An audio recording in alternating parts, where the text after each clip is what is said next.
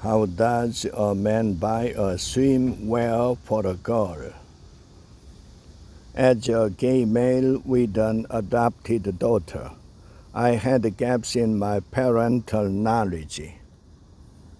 That's a bathing suit, the guard said. I don't know. I need to get my supervisor. As a gay white man who had adopted a biracial daughter, I was at a loss when it came to choosing a bathing suit. I once outfitted her in a red cotton two-piece crocheted by my mother, a stylish yet impractical choice, which I learned when it got soaking wet. The summer she turned 4, she said, "Papa, can we go to the pool park?" Right away, I said, and then regretted it because we weren't prepared. She was growing fast and needed new swimwear. Shopping on my own the next day at a discount department store, I puzzled over finding something she would like that would stay put. Finally settling on a Saturday night blue, a wetsuit kind of thing that came down to her knees and elbows. Walking my girl in a new pool piece to the nearby Harlem pool, I saw a long line ahead. On our third attempt at the midsummer swim, I had come to expect what felt like multi-factor authentication for New York City public pool goers. The first time we had to show up during an hour-long cleaning break.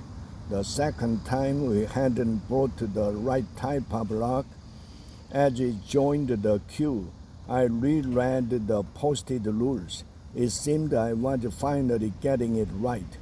Teens rolled through the entrance, giving me hope. "Did she bring swimwear?" the guard asked me. "Yes, she brings it. She wearing it," I said. "That's a bathing suit," she said.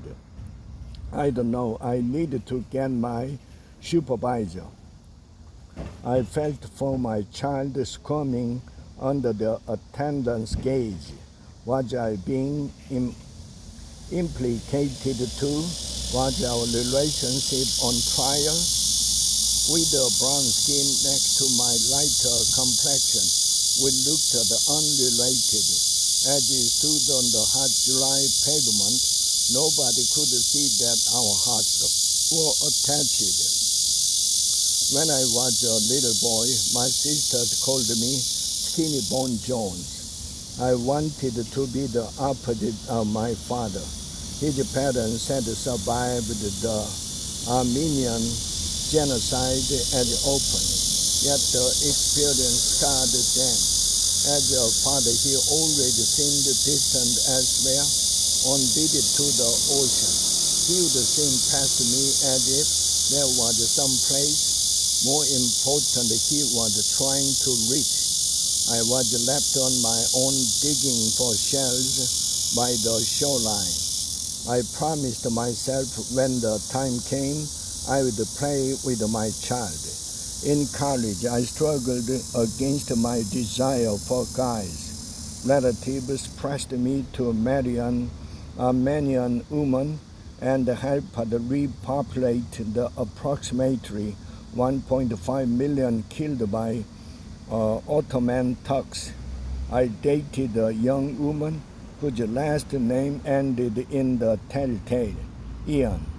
Wanting to make my father proud, I would provide my mother the brood of grandchildren she longed for, yet denying my nature only fed my shame.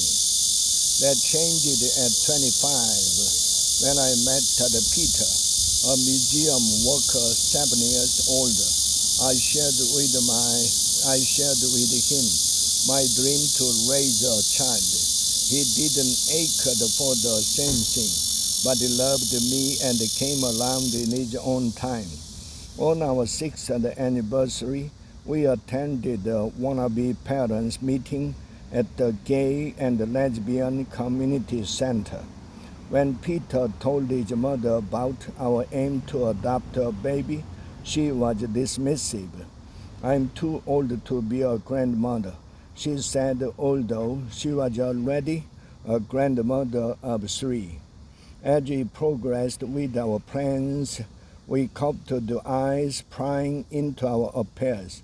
Filling out an application at the queer-friendly Midtown Adoption Agency, we answered understandably invasive questions about our histories. We indicated an openness to a healthy infant of any race. The outcome of domestic adoption depends on other opinions of you.